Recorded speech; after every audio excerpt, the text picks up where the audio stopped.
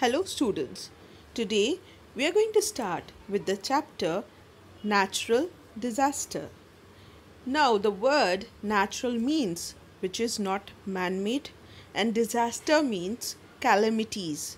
Now calamities are events that may cause damage to human life and properties.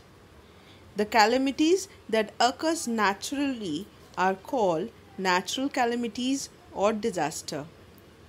Our earth is a wonderful place to live, but sometimes natural disasters like eruption of volcanoes, earthquake and tsunamis may occur. Such disasters are generally sudden and unexpected.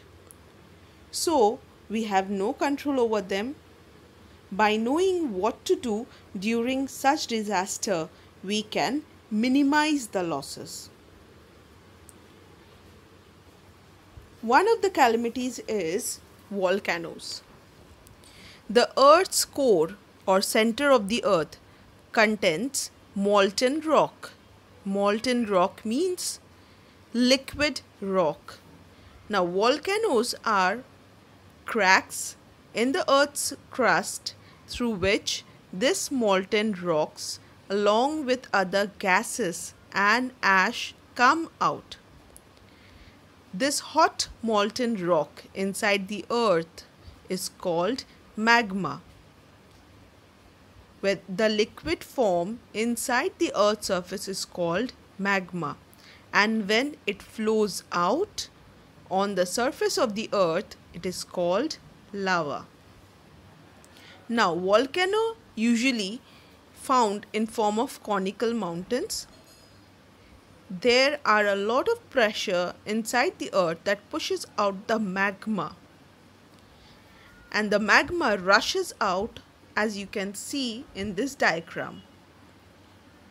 It is getting out or rushing out through this tunnel, and the tunnel is called vent, and it flows out through the crater as lava. The molten form of rock when comes out from the mountain is called lava. Now this picture which you can see in is an example of an active volcano. These volcanoes erupts regularly or have erupted in the recent past. Presently, there are about 500 active volcanoes in the world, and majority of them are found around Pacific Ocean. So the Pacific Ocean is also called the Pacific Ring of Fire. Mount Fuji is a very good example of active volcano. There are other types of volcano as well. They are dormant volcano. Now the word dormant means sleeping. So it is also known as sleeping volcano. These volcanoes are currently not erupting, but they may erupt in near future. Another type of volcano is extinct volcano. Now these volcanoes have stopped erupting because they no longer have a lava supply. Many extinct volcanoes are found on the Hawaii Island. There are other types of calamities as well. The one which we are going to discuss today is earthquake. Now earthquake is a sudden shaking of a part of the earth's surface. It is caused by shock waves. If you see the picture, you can get an idea. The shock waves then travel through solid rocks from under the ground to the surface. When there is a sudden displacement of rocks over a large area below the Earth's surface, it causes shaking of the ground. The point inside the Earth where an earthquake begins is focus, and the area on the Earth's surface just above the focus is called the epicenter. Maximum damage is caused in this area.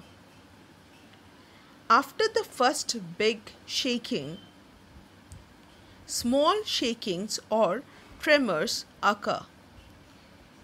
These are called aftershocks. In some cases, aftershocks may continue for several days.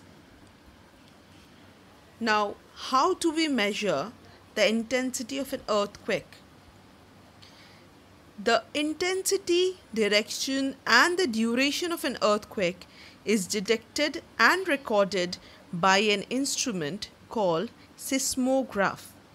And this picture you are seeing in the diagram is seismograph.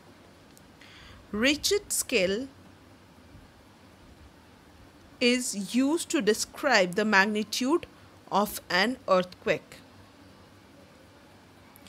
So, the intensity, direction, and duration of an earthquake is detected and recorded by seismograph, and the magnitude of an earthquake is described by using Richter scale. Now, what are the effects of an earthquake? An earthquake of high intensity always cause huge destruction. Building collapse, bridges and roads get damaged, trees get uprooted. All this happens so suddenly that people do not even get a chance to run out of their homes and save their lives. Due to breaking of earth electric wire, sometimes fire break out. Earthquake causes landslides also. This disrupts the transport and communication system.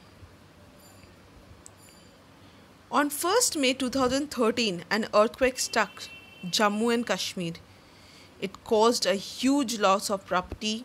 In April 2015, an earthquake struck Nepal, followed by a number of aftershocks, causing a great damage to life and property.